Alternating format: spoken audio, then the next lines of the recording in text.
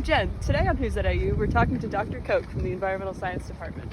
She runs the Environmental Science Department's Arctic Ecogeochemistry Lab, and she does a lot of work with Indigenous communities in Alaska related to climate change. Let's go find her. An eternity later. Hey. Hi, Dr. Koch. How are you today? I'm great, thanks. Awesome. Can you tell us a bit about what you're working on right now? Sure.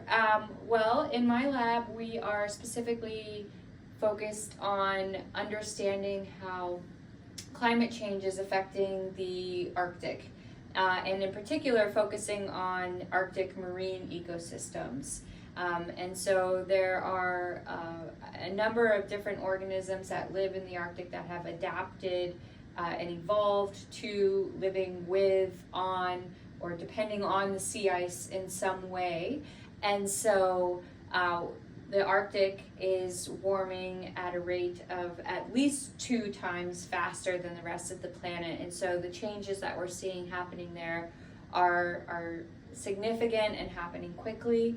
And we're still trying to kind of keep up and understand how, what are the implications of this. And so what I'm interested in is specifically looking at how the loss of sea ice is impacting marine mammals. The Pacific walrus is the main focus of a lot of my work, but also interested in other mammals in the region and how it all links together. So I've used a couple of different tools to do that, but yeah, that's the... Awesome. That sounds really interesting.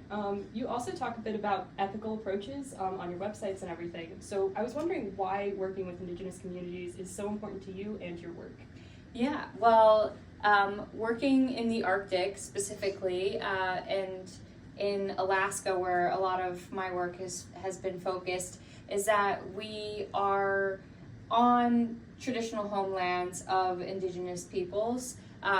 In particular, I've done some work on St. Lawrence Island in the middle of the Bering Strait. It's home to a community of several villages that are Yupik, and as well as working in northern Alaska where there are Inupiat communities. And so we're really seeing a shift in how Arctic research is being done, and that for centuries we've had this very colonial mindset coming into these places, and bringing Western scientific approaches and practices and in an extractive manner, and not necessarily working with the communities, not getting their consent and approval to be working on their lands, and with the resources that they rely on, or making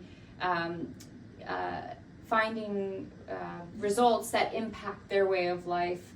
And so without them in the conversation is unethical. And so there has been this shift in recent years to co-create, co-produce knowledge with these communities, and also recognizing that the UN Declaration on the Rights of Indigenous People really lays a good framework for following how we should be engaging with these communities.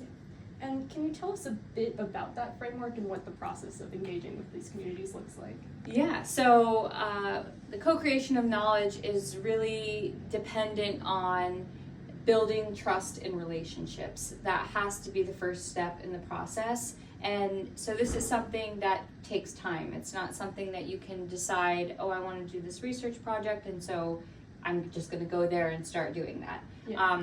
There's a lot of groundwork that needs to happen on the front end, and not coming to a community with your research questions already defined, right? Because there's been a history of researchers coming in with questions and not doing their homework to understand that work's already been done, that community's already supported a number of other researchers coming in asking those same questions, or have done research that has had negative implications on the community. And so it really it's on us as researchers to do our homework, to reach out to these communities, to hear them, and listen to what their concerns are, and this requires us to kind of rethink how the systems work, and that comes down to funding, for example, and how we need to rethink how that works, and that perhaps we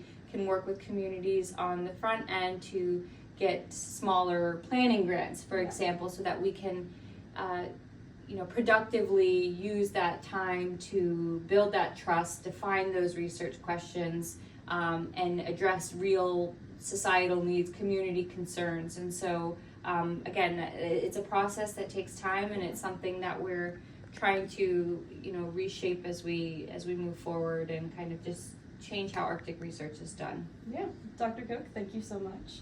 One last question for you. If you could be any marine mammal for one day, which one would you want to be? I think I'd have to be a beluga whale. Lovely. Yes. Thank you, Dr. Koch. Yes, thank you. Dr. Koch, everyone.